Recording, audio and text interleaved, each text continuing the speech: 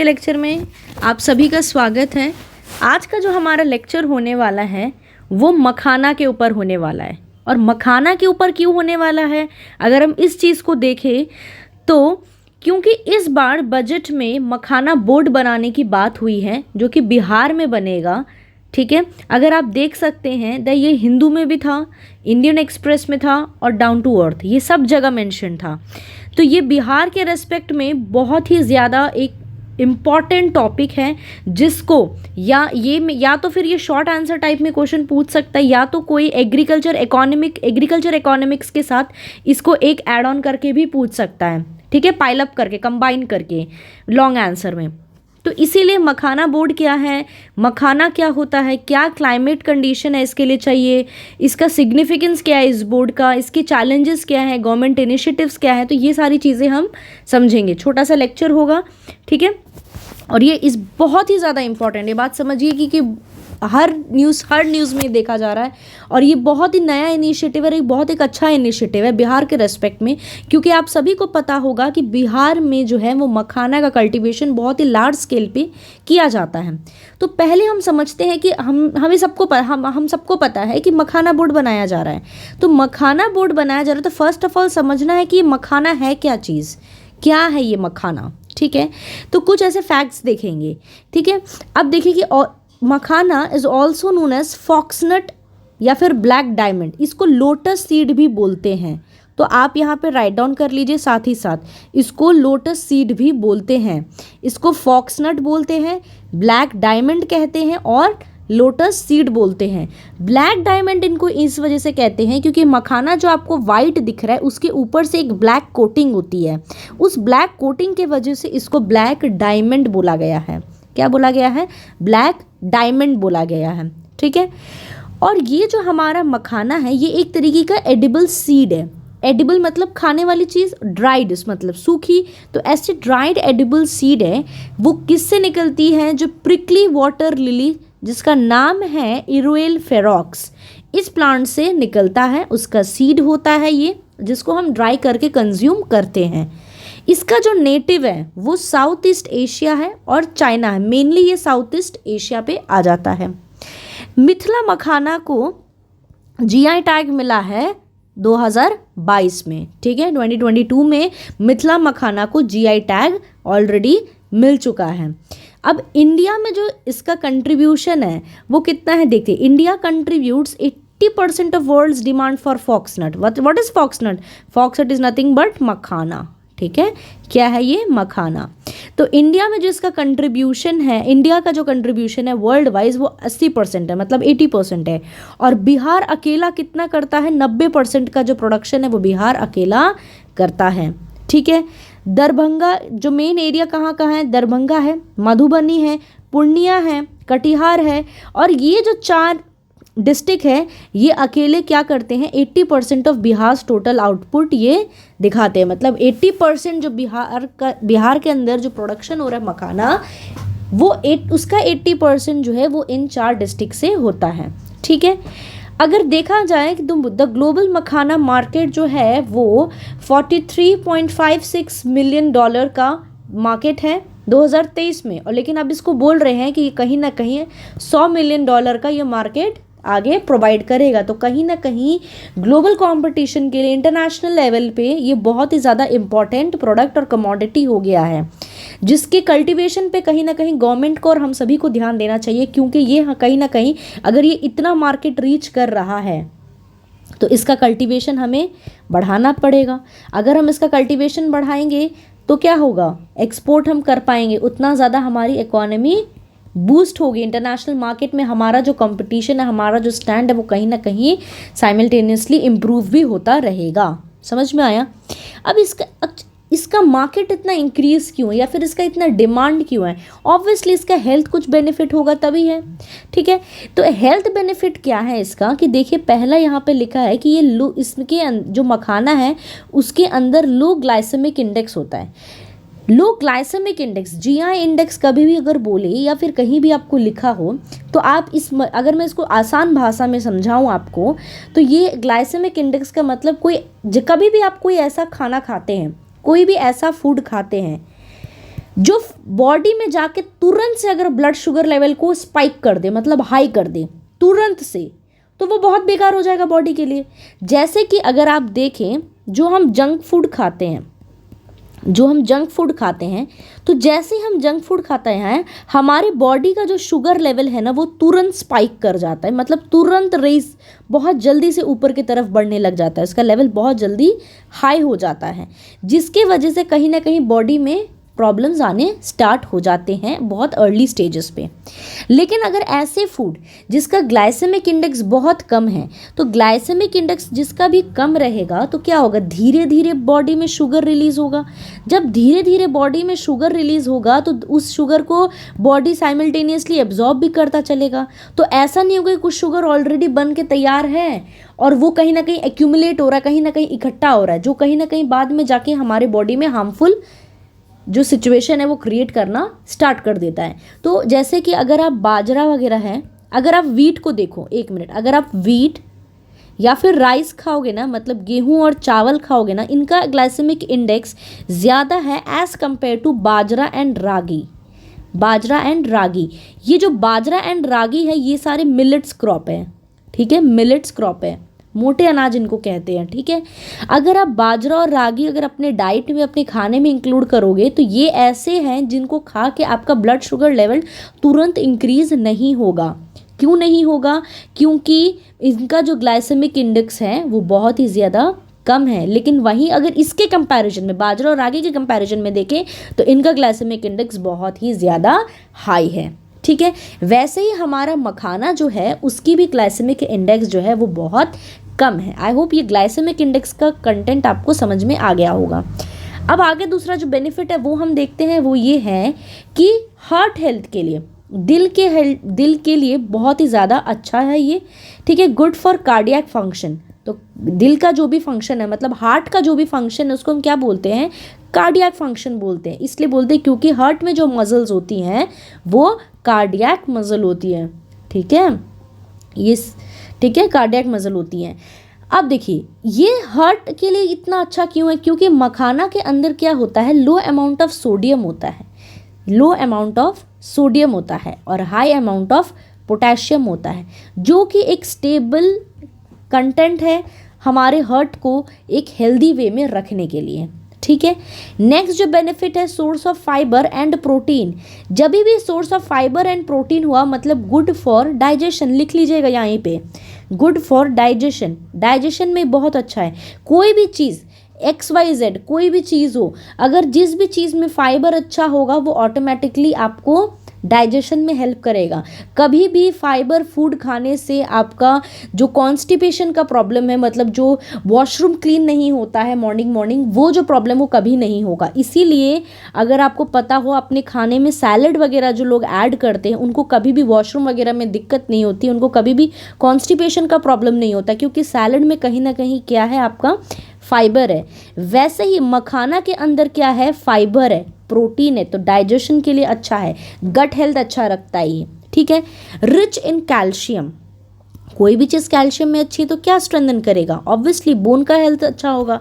अब इसके अंदर एक प्रॉपर्टी है, वो है anti ageing, anti inflammatory. Inflammatory word का मतलब होता है सूजन, ठीक है, स्वेलन, जो सूजन बॉडी में जो हो जाता है, जो बॉडी सूज जाती है, तो उसके अगेंस्ट ये काम करेगा, बॉडी को सूजने नहीं देगा। एंटी इन्फ्लेमेटरी है। एंटी एजिंग तो पता है, जल्दी झुर्रियाँ वगैरह जो आती हैं, एजिंग जो आपके फेस या बॉडी पे दिखने लगता है, कहीं ना कहीं उसको रोकता है ये मखाना। क्यों? क्योंकि इसके अंदर एक कॉम्पोनेंट प्रेजेंट है जिसका नाम है कैम्पीफेरॉल। क्या नाम है? कैम्पीफेरॉल, ठीक है, समझ में आया? तो ये जो बेनिफिट है, यही बेनिफिट कहीं ना कहीं इनके मार्केट लेवल को बढ़ाने में मदद कर रहा है, क्योंकि आज के डेट में हर आदमी चाहता है कि हम अच्छा खाएं, क्योंकि इतना ज़्यादा जो हर दूसरे आदमी को कुछ ना कुछ बीमारी है, तो हर आदमी क्या करता है, एक दूसरे से डर के देख के संभलता है और सोचता है कि हम कुछ अच्छा खाएं ताकि हमें वो प्रॉब्लम ना आए, जिसकी वजह से ऐसे चीज़ों का क्या है, सब क्या है, डिमांड बढ़ जाता है, डिमांड बढ़ेगा तो मार्केट में इनका जब डिमांड बढ़ेगा तो इनका प्रोडक्शन हमें इंक्रीज करवाना पड़ेगा। ठीक है, अब देखिए ये हो गया मखाना का क्लाइमेट की कंडीशन क्या है, क्या क्लाइमेट, किस क्लाइमेट में ये ग्रो करता है। तो पहला ये ट्रॉपिकल एंड सब ट्रॉपिकल रीजन में ग्रो करता है। ये एक एक्वाटिक क्रॉप है। एक्वाटिक क्रॉप बोलने का मतलब इसका जो प्रॉपर पूरा खेती होता है ना, पूरा एकदम पानी गलगल पानी होता है, पूरा पानी जो है आपके घुटने से थोड़ा सा नीचे तक या घुटने तक पानी होता है, इतना पानी होता है। ठीक है, इसीलिए इसको एक्वाटिक क्रॉप बोला गया। इसका जो कल्टीवेशन होता है स्टैग्नेंट वाटर बॉडीज जैसे पॉन्ड एंड लेक, तो पोखर वगैरह में इसका जो है वो कल्टीवेशन होता है, इसको उगाया जाता है। और जो पोखर वगैरह होता है, आपको पता है ना, नदी वगैरह क्या होती है, फ्लोइंग होती है, लेकिन पोखर या फिर जो तालाब होते हैं ये क्या होते हैं, स्टैग्नेंट होते हैं। स्टैग्नेंट वर्ड का मतलब होता है रुका हुआ पानी। ठीक है, क्या है, पॉन्ड एंड लेक। तो ये रुका हुआ पानी है, इन्हीं पानी में क्या होता है कि मखाना का कल्टीवेशन होता है। टेम्परेचर जो इसका चाहिए वो 20 डिग्री से 35 डिग्री सेल्सियस तक चाहिए। ह्यूमिडिटी 50% से 90% इसका ह्यूमिडिटी का रेशियो है। एनुअल रेनफॉल जो है वो 100 to 250 सेंटीमीटर इसका चाहिए। इसके लिए जो सॉइल यूज़ होता है, जो बेस्ट सॉइल जिसमें ये कल्टीवेट होता है वो है स्मूथ लोमी सॉइल में। कौन सा सॉइल है, तो लोमी सॉइल है। ठीक है, अब मखाना बोर्ड का या मखाने का क्या सिग्निफिकेंस है, ये मखाने बोर्ड का क्या सिग्निफिकेंस है वो हम देखेंगे। पहला क्या है कि हमें पता है कि हमने अभी थोड़ी देर पहले ही पढ़ा कि इसका जो डिमांड है वो अभी कितना है, $46 मिलियन के आसपास है 2023 में, और ये $100 मिलियन पहुंच जाएगा 2030 के आसपास। तो मतलब क्या, इनका मार्केट का जो डिमांड है वो बहुत ज़्यादा है।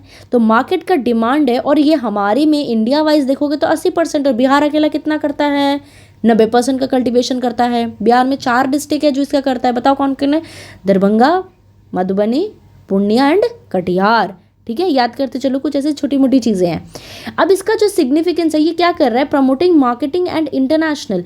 ये मार्केटिंग जो कर रहा है, प्रमोट कर रहा है इंटरनेशनल प्लस डोमेस्टिक लेवल पे भी। लेकिन कहीं ना कहीं हमारे लिए इंटरनेशनल मार्केट जो है वो बहुत ही ज़्यादा इंपॉर्टेंट रोल प्ले करता है हमारी इकोनॉमी के लिए। ठीक है, तो हम एक्सपोर्ट करते हैं, जैसे USA हो गया, UK हो गया, यहाँ पे आप ऑस्ट्रेलिया रख लीजिए, लिख लीजिएगा, न्यूजीलैंड लिख लीजिए। ठीक है, तो यहाँ इन जगह पे क्या है, इनका डिमांड बहुत ज़्यादा, और हम इनको लार्ज स्केल पे इन जगह पे इनको एक्सपोर्ट करते हैं। अब क्या है, वैल्यू एडेड प्रोडक्ट्स। इस मखाना से क्या है कि हम मल्टीपल चीज़ें भी बना सकते हैं। जैसे अगर आपको पता हो, ठीक है, बिहार के बच्चे हैं तो बिल्कुल पता होगा आप, है ना, क्योंकि ये जो है आपका मखाना, ये मखाना जो है हम फास्ट वगैरह में, आपको पता हो तो हम मखाने की खीर बनाते हैं। तो मखाना का ऐसा खीर, ठीक है, मखाने को क्या बोलते हैं, पीस के प्रोटीन पाउडर जैसा यूज़ किया जाता है। मखाने को थोड़ा सा तेल, चाट मसाला वगैरह सब डाल के हम स्नैक्स बना सकते हैं। और आज के डेट में ऐसे बहुत से ब्रांड है जो मखाना का एज अ स्नैक्स ये लोग ब्रांडिंग करके बेच भी रहे हैं। तो इसका मार्केट वैल्यू कितना ज़्यादा है। तो हमने क्या किया, हमारे पास नॉर्मल मखाना है, उसमें हमने चीज़ें डाल के इसकी क्या की, इसकी वैल्यू बढ़ा दी। मतलब क्या किया, वैल्यू एडेड प्रोडक्ट्स हमने ऐड कर सकते हैं मखाना के अंदर। GI टैग ऑलरेडी इसको मिल चुका है। ठीक है, मिथिला मखाना को 2022 में इसको 1 डिस्ट्रिक्ट 1 प्रोडक्ट के अंडर भी इसको रिकॉग्नाइज्ड कर दिया गया है। ठीक है, अगर 1 डिस्ट्रिक्ट 1 प्रोडक्ट के अंदर इसको रिकॉग्नाइज किया गया है, मतलब जो उधर की जो लोकल कम्युनिटी है जो इसको कल्टीवेट करती है, कहीं ना कहीं ये उनके लिए बहुत ही ज़्यादा बेनिफिशियल हो जाएगा और उनके लाइवलीहुड के लिए बहुत ही अच्छी चीज़ है। ठीक है, एम्पावरिंग फार्मर्स को क्या करता है, ये एम्पावर करता है। कैसे, अगर आपको ये बात पता हो कि जो मखाना को ग्रो करता है वो मेनली मल्हा कम्युनिटी होता है, ये एक फिशरमैन कम्युनिटी है। ठीक है, मछुआरे कम्युनिटी के हैं ये लोग, और मेनली यही लोग हैं जो बहुत ही ज़्यादा स्पेशलाइज्ड कह सकते हैं मखाना के प्रोडक्शन में। ठीक है, मखाना के प्रोडक्शन में बहुत ज़्यादा ही ये स्पेशलाइज्ड है। ठीक है, तो इनको कहीं ना कहीं एम्पावरमेंट मिल रहा है। ठीक है, इनका अपग्रेडेशन हो रहा है, इनके हाथ में पैसा आ गया, ये फाइनेंशियली स्टेबल हो जाएंगे। तो कहीं ना कहीं ये क्या हो रहा है, ये फार्मर्स को एम्पावर करने की बात हो रही है यहाँ पे, ये भी इसका सिग्निफिकेंस है। गवर्नमेंट ने क्या किया है, मखाना बोर्ड खोला है। कहाँ पे खोला है, बिहार में खोला है। ठीक है। फिर नेशनल मखाना रिसर्च सेंटर खोला गया है दरभंगा में, जिसके वजह से हम प्रोडक्टिविटी भी बढ़ा सकते हैं और एक्सपोर्ट सिस्टम पे भी हम ध्यान दे सकते हैं।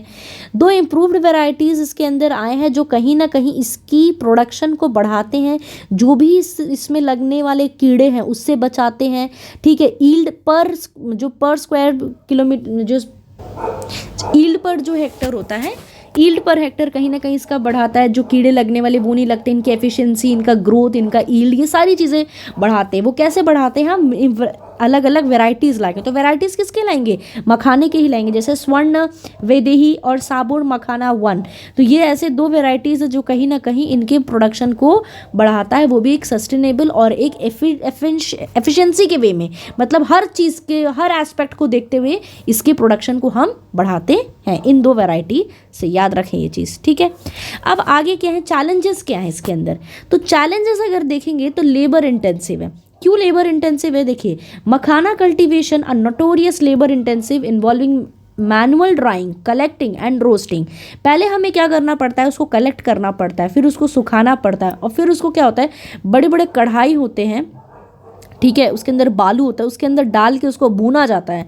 ठीक है, पूरा भूना जाएगा, और फिर उसको उसके जो मैंने बोला था ना, इसको ब्लैक डायमंड बोलते हैं। ये ब्लैक डायमंड क्यों बोलते हैं? ऊपर से क्या होती है, ब्लैक कोटिंग होती है, और ये जो ब्लैक कोटिंग होती है ना, इसी को फिर जब ये भून जाते हैं तो ब्लैक कोटिंग हल्का क्रंची हो जाता है, और इसको लकड़ी या किसी लकड़ी का कोई आकार का गोल सा रहता है, उससे ये ठप ठप इस पर मारेंगे ना, तो ये इसका ब्लैक वाला निकल जाएगा और ये हमारा मखाना वाइट वाला में मिल जाता है। तो ये होता है रोस्टिंग। ठीक है। तो ये क्या है, एक लेबर इंटेंसिव है, मतलब आपको कलेक्ट करने के लिए भी उतना पानी में जाके आपको कलेक्ट करना है, फिर ड्राई करना है, फिर रोस्ट करना है, तो बहुत ज़्यादा इसमें लेबर लगता है, इसलिए एक लेबर इंटेंसिव है। तो ये इसका एक प्रॉब्लमेटिक चीज़ है।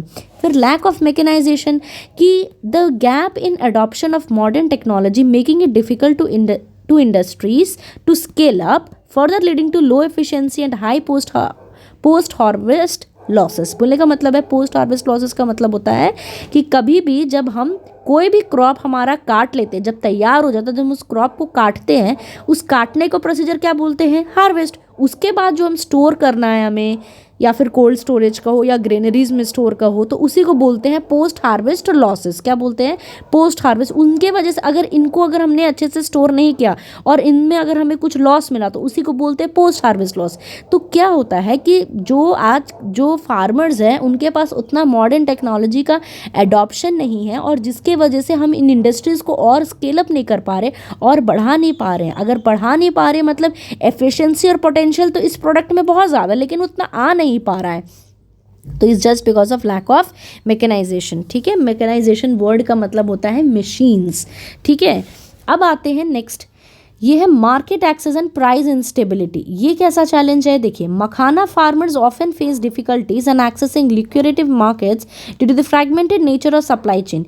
एक्चुअली क्या होता है कि जो भी फार्मर्स मखाना का कल्टीवेशन करते हैं उनको मार्केटिंग लेवल पे बहुत दिक्कत होता है। इसलिए दिक्कत होता है कि जो उनका सप्लाई चेन है वो बहुत टूटा टूटा बिखरा बिखरा है। ऐसा नहीं कि एक कांस्टेंट सप्लाई चेन है, हाँ इसके बाद ये गया ये गया ये गया, नहीं, इसका जो सप्लाई चेन होता है वो बहुत ही ज़्यादा फ्रैगमेंटेड होता है, टूटा हुआ होता है, और इसके अंदर मिडिल मैन का जो एक कंपटीशन है, मिडिल मैन का जो एक रोल है वो बहुत ही ज़्यादा हाई है, जिसकी वजह से क्या होता है कि आगे तो ये बहुत हाई रेट में बिकता है, लेकिन फार्मर्स को उतना हाथ में पैसे नहीं मिल पाते हैं, जिसकी वजह से प्राइस इंस्टेबिलिटी भी हो जाती है।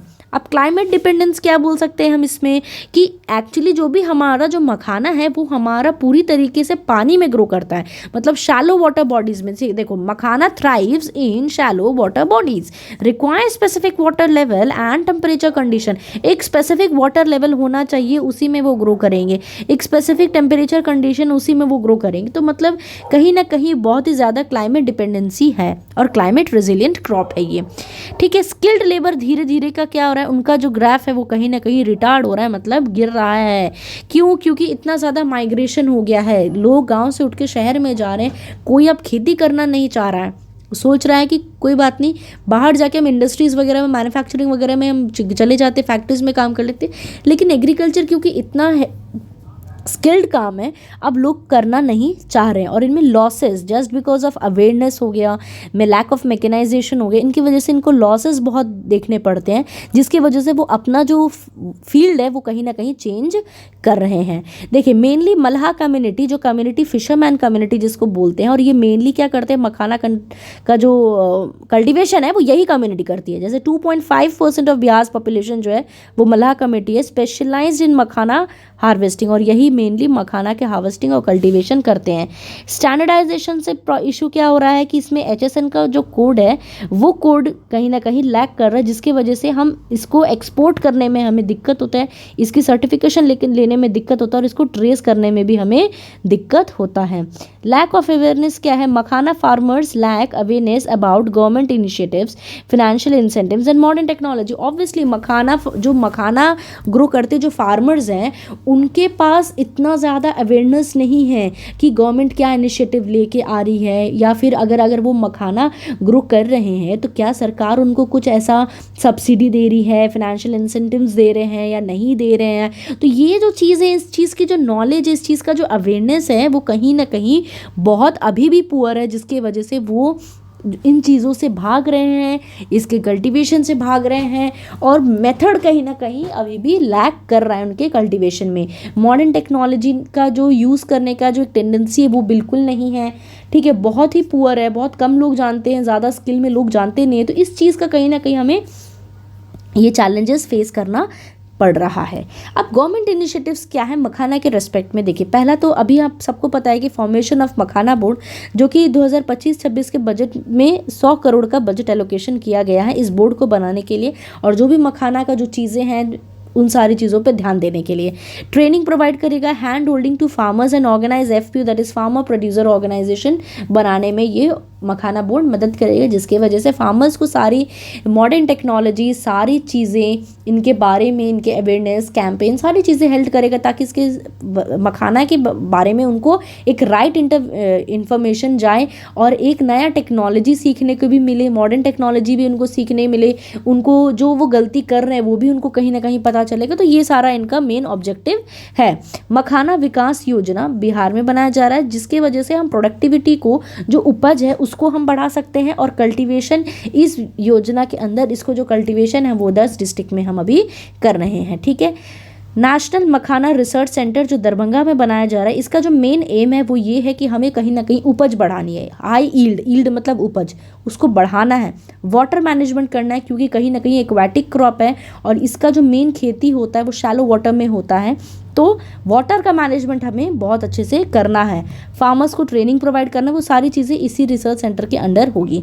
GI टैग फॉर मिथिला मखाना, ठीक है, will boost international markets through export facilitation. तो अगर हमने GI टैग इस मिथिला मखाना को दे दिया है, वो कब दिया है, इतने बार मैंने बता दिया, अभी तक याद हो गया हो, 2022 में दिया है, जिसके वजह से क्या होता है कि जो भी हमारा इंटरनेशनल मार्केट है वो बहुत ही ज़्यादा बूस्ट हो जाएगा, और बूस्ट हो जाएगा तो कोई भी चीज़ GI टैग है या फिर OP है, मतलब 1 डिस्ट्रिक्ट 1 प्रोडक्ट है, तो कहीं ना कहीं जो भी इंटरनेशनल मार्केट में इस चीज़ को लेगा या देखेगा तो एक अलग इमेज क्रिएट होगा, उसकी ऑथेंटिसिटी कहीं ना कहीं वहाँ पर वो रिफ्लेक्ट होगी। जैसे 1 डिस्ट्रिक्ट 1 प्रोडक्ट स्कीम के अंदर भी हमने मखाना को रखा हुआ है, जिसकी वजह से जो भी वहाँ के जो रीजनल लोकल जो कम्युनिटीज़ है वो बहुत ही ज़्यादा बेनिफिट होती है, उनका फाइनेंशियल हेल्थ अच्छा होता है, ठीक है।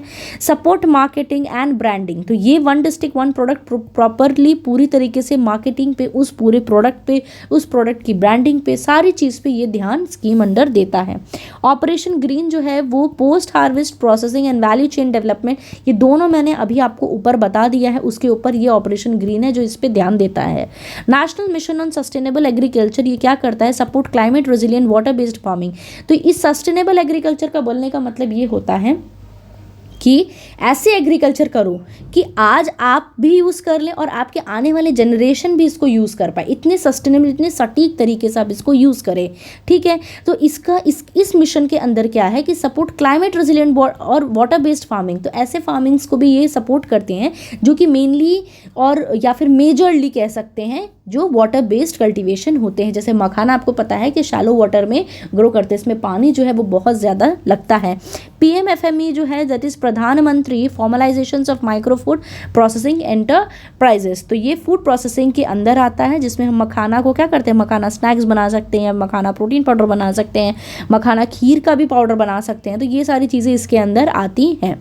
ठीक है, अब आता है जो हमारा कंक्लूजन आता है। ठीक है, कंक्लूजन हम देख लेते हैं। उसके बाद जैसे कि हमने देखा ब्लैक गोल्ड, वैसे और sorry black diamond, not black gold, black diamond, तो वैसे और कौन कौन से कलर्स के डायमंड होते हैं वो भी हम नीचे देखेंगे इसके बाद। ठीक है, PM मोदी हाईलाइटेड मखाना एज सुपर फूड। ठीक है, इस लाइन को आप यूज़ कर सकते हैं। emphasizes its potential, its cultivation holds significant promise towards economic growth and nutritional security, which will make India as a global leader in boosting farmers' income and rural livelihood। तो PM Modi ने भी मखाना को super food का designation दिया है और ये बोला है कि इस फूड में सुपर फूड है। क्यों? क्योंकि इसकी हेल्थ बेनिफिट्स इतने अच्छे हैं और इस फूड के अंदर पोटेंशियल बहुत अच्छा है, हेल्थ बेनिफिट्स के भी और इकोनॉमी के पॉइंट ऑफ व्यू से भी। इसका कल्टीवेशन अगर हमने अच्छे से किया, सारी चीज़ अगर इस पर ध्यान दें, तो कहीं ना कहीं इकोनॉमिक ग्रोथ और न्यूट्रिशनल सिक्योरिटी में ये अपना रोल बहुत अच्छे तरीके से प्ले कर सकता है, जो कहीं ना कहीं इंडिया को एक ग्लोबल लीडर बनाएगा और फार्मर्स को क्या करेगा, फार्मर्स का इनकम, फार्मर्स के फाइनेंशियल हेल्थ, ठीक है, उनकी फाइनेंशियल स्टेबिलिटी पे ध्यान देगा और रूरल लाइवलीहुड पे भी ध्यान देगा साथ ही साथ। ठीक है, अगर हम जैसे कि हमने मखाना के लिए बोला कि मखाना क्या है, हमारा ब्लैक डायमंड है, वैसे हमारे पास जो ऐसे फूड आइटम्स में जो बाकी ऐसे डायमंड्स हैं उनको अगर हम देखें तो जो हमारा ब्लैक डायमंड क्या है आप सबको पता हो गया। ब्लैक डायमंड है हमारा, ब्लैक डायमंड हमारा है मखाना। मखाना को और क्या सब बोलते हैं, फॉक्सनट बोलते हैं, ठीक है, लोटस सीड बोलते हैं, ठीक है, बोलते हैं ना। वैसे रेड डायमंड है, तो रेड डायमंड जो हम किसको कहते हैं, सैफरॉन को, मतलब केसर को। Black diamond of see that is caviar. Caviar का मतलब होता है एक स्टर्गन फिश होती है, उसके अंडे को, एग को हम कैवियर बोलते हैं, जिसको ब्लैक डायमंड ऑफ सी बोलते हैं। गोल्डन डायमंड हम अल्फांसो मैंगो की वेराइटी अल्फांसो, उसको बोलते हैं golden diamond. Black diamond of kitchen truffles को बोलते हैं, ठीक है, खाने वाली चीज़ होती है। ट्रफल को क्या बोलते हैं, black diamond of kitchen. Black diamond of culinary world that is vanilla. Vanilla को क्या बोलते हैं, black diamond of culinary world. And then seed diamond किसको बोलते हैं, पाइन नट को, ठीक है, सीड डायमंड क्या बोलते हैं, पाइन नट को। आई होप आज का लेक्चर आपको अच्छा लगा हो, ठीक है। अगर अच्छा लगा हो तो आराम से लिखिए, रिवाइज कीजिए, एंजॉय कीजिए। मिलते हैं नेक्स्ट लेक्चर के लिए, तब तक के लिए बाय बाय।